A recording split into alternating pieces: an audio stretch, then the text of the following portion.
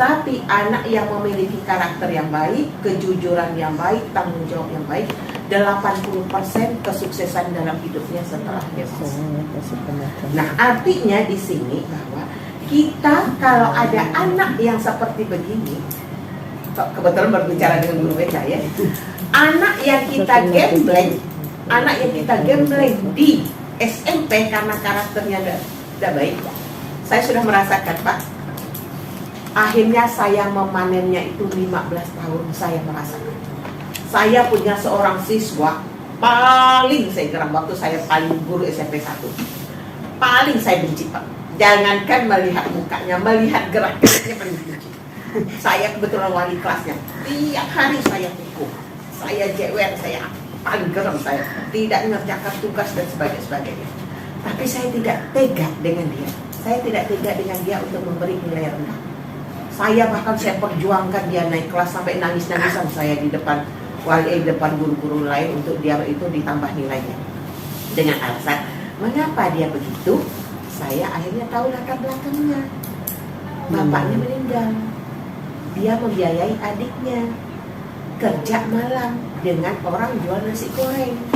Jual nasi goreng kan sampai jam 12, jam 1 malam. Akhirnya dia tidak mengerjakan tugas, bangun ke siang. Dengan memahami dia itu, akhirnya saya sadar, oh ternyata anak ini rupanya mencari. Akhirnya saya melakukan pendekatan dengan dia. Bagaimana dia bisa membagi waktu supaya dia bisa menyelesaikan tugas-tugas. Nah, itu setelah dia kelas 3. Tapi kelas 1, kelas 2 saya wali kelasnya habis ya saya. Terus setelah kelas 3 saya baru tahu. Nah, akhirnya saya memanennya, Pak. Memanennya itu 10 tahun berikutnya. Saya bertemu dengan seorang siswa yang hebat di kelas saya, ranking 1 terus diangkat menjadi dokter. Saya bilang, aduh kamu ini siswa yang ini ya dulu, yang di kelas saya ya, yang ini. Kan saya wali kelasnya dari kelas 1 sampai kelas 3 di SMP 3.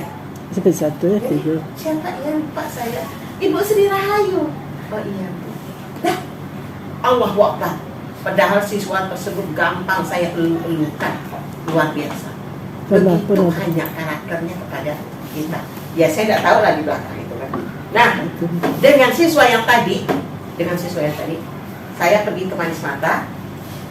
Hari mulai malam, motor saya bocor, mogok, masuk air.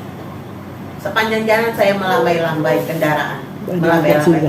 Kok di video kan? Sepanjang jalan saya melambai-lambai kendaraan untuk meminta bantuan, gimana motor saya. Tidak ada satu orang pun yang mau menolong. Bahkan saya pergi ke situ diundang oleh perusahaan loh. Mobil perusahaan tidak mau membantu saya.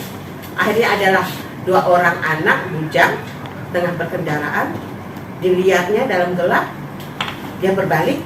Saya akhirnya agak curiga kan, anak bujang lagi ini, ngapain saya diginikan? Akhirnya dilihat, ibu Sri kan? Iya. Kamu siapa? Bu, saya yang ini dulu Bu, yang di kelas ibu yang begini. Akhirnya saya dipeluknya dia nangis. Ibu ngapa sampai ke sini? Ibu ngapa? Oh saya begini-begini, ceritalah saya kejadiannya begini-begini. Ya udah Bu, saya naik motor ibu saya gonceng, dan motor saya didorong oleh teman saya. Jadi saya naik motor dia sambil beroncengan di depannya, motor saya dibawa ke dia. Padahal jaraknya masih 10 kilo. Akhirnya saya sampai ke tempat itu, sudah ibu masuk penginapan, urusan motor urusan saya.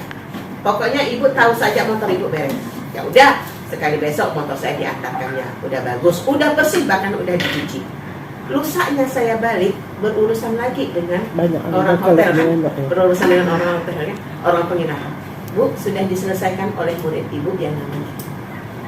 Itu luar biasa. Waduh, jadi akhirnya saya berpikir ternyata benar apa yang dikatakan ahli itu, mencetak karakter, mencetak jiwa siswa yang bagus, mencetak kedisiplinan siswa yang bagus, akhirnya menjadi bagus.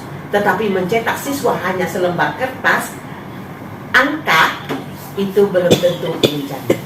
Nah, berkaitan dengan kurikulum Merdeka ini, kenaikan kelas itu, ini bukan saya ngomong ya, tapi saya membaca buku panduannya. Satuan pendidikan keleluasaan untuk menentukan kriteria kenaikan kelas. Artinya keleluasaan, ada kriteria-kriteria tertentu yang harus ditentukan oleh sekolah untuk menentukan anak itu naik. Namun kriteria-kriteria tersebut bukan kriteria sepihak antara kita kepala sekolah dengan guru saja. Tapi kriteria tersebut adalah hasil musyawarah antara pemangku kepentingan yang berada di lingkungan sekolah. Orang tua murid, komite, bahkan pejabat dinas, siswa itu sendiri, guru, dan kepala sekolah. Sehingga kriteria itu adalah kriteria merupakan hasil kesepakatan bersama. Nah, bagi siswa tadi, maaf ya Pak, agak panjang Pak ya. Nah, agak panjang. Ada 3 contoh isu. Peserta didik mempunyai tujuan pembelajaran yang belum tuntas. Peserta didik mempunyai tujuan pembelajaran yang belum tuntas. Ada tujuan-tujuan pembelajaran yang hasilnya belum